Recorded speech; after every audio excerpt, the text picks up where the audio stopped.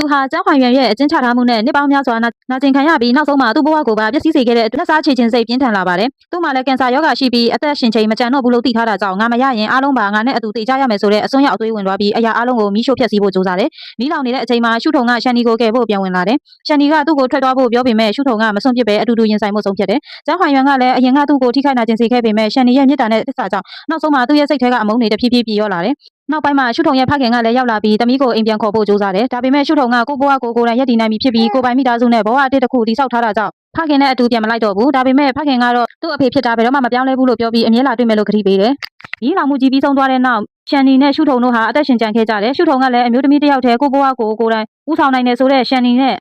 အရင်စကားကိုမမေ့ပဲသူမနောက်ကိုဆက်လိုက်ဖို့ဆုံးဖြတ်တယ်။သူတို့နှစ်ယောက်အမျိုးသမီးတွေအချင်းချင်းအားပေးရင်းရန်ရန်ကိုလည်းအတူတူပြုစုပြောထောင်ခဲ့ကြတယ်။နေ့တွေကြာလာတဲ့အခါရန်ရန်ကပညာကောင်းကောင်းတင်ပြီးဥပဒေတက္ကသိုလ်ကိုဝင်ခွင့်ရသွားတယ်။ရှန်နီကပညာဆိုတာပတ်စံရှာဖို့တင်မဟုတ်ပဲမှန်ကန်တဲ့အရာကိုသိပြီးလူတွေကိုကူညီဖို့ဖြစ်တယ်လို့သမီးကိုသင်ပေးတယ်။ရန်ရန်ကလည်းဖခင်တို့အမားမျိုးမလုပ်ပဲဥပဒေပညာကိုအသုံးချပြီးလူတွေကိုကူညီမယ်လို့ကတိပေးတယ်။နောက်ဆုံးမှာမိသားစုကစီးပွားရေးလည်းတိုးတက်လာပြီးဆိုင်တွေဖွင့်နိုင်တဲ့အထိအောင်မြင်လာတယ်။အမျိုးသမီးတွေကိုယ်တိုင်စူးစမ်းပြီးကိုယ့်ဘဝကိုကိုယ်တိုင်ဖန်တီးနိုင်ကြောင်းသက်သေပြနိုင်ခဲ့ကြတယ်။နှစ်ပေါင်းများစွာကြာပြီးနောက်ရှုထုံဟာအရင်ကတိကျွမ်းခဲ့သူတစ်ယောက်နဲ့ပြန်တွေ့တယ်။အရင်တုန်းကသူ့ရဲ့မျက်လုံးတွေမှာဘဝအလင်းရောင်မရှိခဲ့ပေမဲ့အခုတော့ပိုတည်ငြိမ်ပြီးကိုယ့်ဘဝကိုကိုယ်ပိုင်ဆုံးဖြတ်နိုင်အမျိုးသမီးတစ်ယောက်ဖြစ်လာပြီးအဆုံးမှာရှန်နီနဲ့ရှုထုံတို့ဟာအတိတ်ကနာကျင်မှုတွေကိုနောက်မှာထားခဲ့ပြီးတောင်ဘက်မှာအတိတ်တဖန်စတင်ခဲ့တဲ့ဘဝဟာသူတို့အတွက်ပုံမလွတ်လပ်ပြီးပိုနှွေးထွေးတဲ့ဘဝဖြစ်လာခဲ့တယ်ဆိုတဲ့အဓိပ္ပာယ်နဲ့ဇလံပြီးဆုံးသွားပါတယ်။